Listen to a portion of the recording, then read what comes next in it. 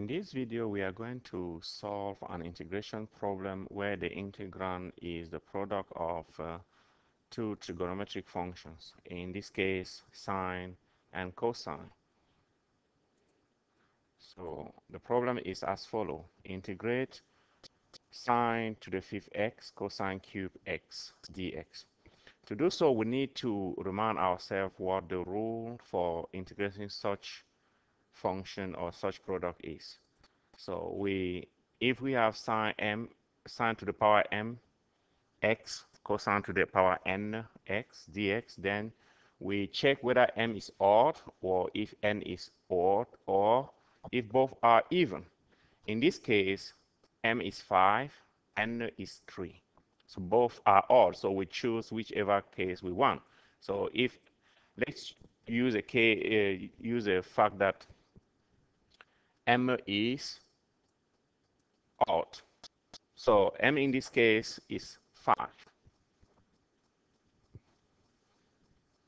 So m equals 5. So because we have sine to the fifth x, can be written as sine x, sine to the fourth x.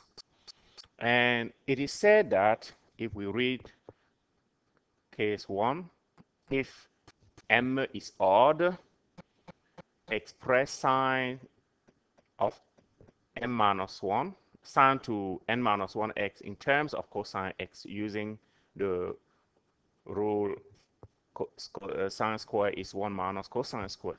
In this case, m is 5. That means m minus 1 is 4. Okay, so that means this is sine x, sine square x, all that square. And that means sine x, parenthesis, 1 minus cosine square x, all that square. So this says that sine to the fifth x is sine x. Now, when you have the a minus b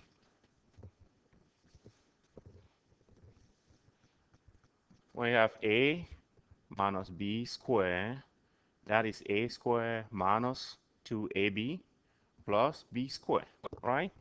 So basic algebra there. In this problem, our a is 1, our b is cosine square.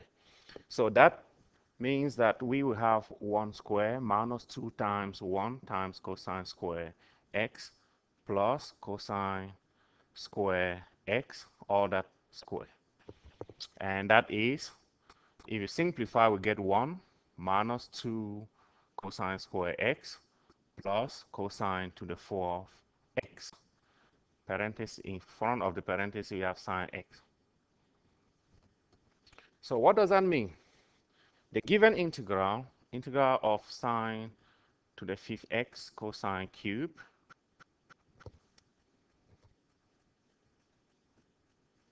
sine to the fifth x cosine cube x dx.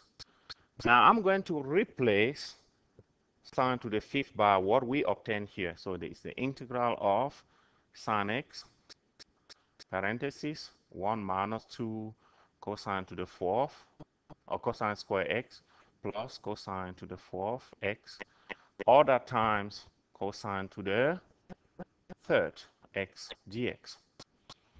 So distributing what is outside the parenthesis to what is inside the parenthesis, we will get sine x, cosine to the third x times 1, which is that, it will remain this, x minus 2 integral of sine x,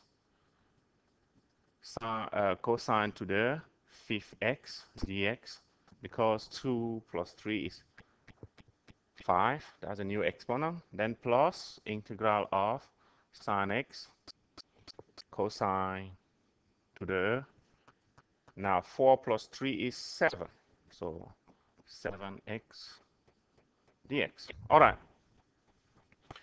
That means we are now going to integrate each of these three integrals, to evaluate each of these three integrals.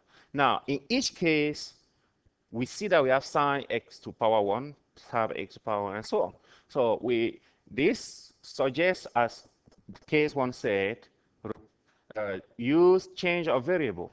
Change of variable. U equals cosine x. And then that will lead to du equals negative sine x dx. It means that you can just say negative du is sine x dx. That means in each of these three integrals, we can replace sine x dx with negative du. So that said, our integral, given integral sine to the fifth x, cosine to the third x dx, is just, now, cosine is u, so cosine cube is u cube. Now, sine dx is negative du. Minus 2 integral of cosine is u, so cosine to the fifth is u to the fifth. And sine dx is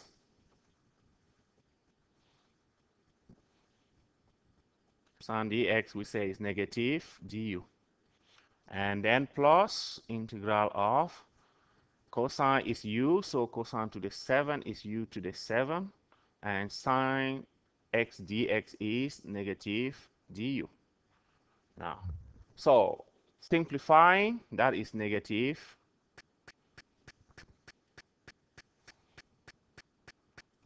integral of u to the third du plus 2 integral of u to the fifth du minus integral of u to the 7 du. And we can easily integrate this, isn't it? So that means negative u to the 4th over 4 plus 2 times u to the 6 over 6 minus u to the 8 over 8 plus constant. And now what is u? U is cosine. So negative 1 over 4 cosine to the 4th x. Okay, plus, now 2 over 6 is 3. So 2 plus 1 over 3. Oh, sorry. 2 over 6 is 1 over 3. So cosine to the 6x minus 1 over 8 cosine to the 8x plus constant. And that's what this integral is, which is, what is that? Integral of sine to the fifth x cosine to the third x dx is equal to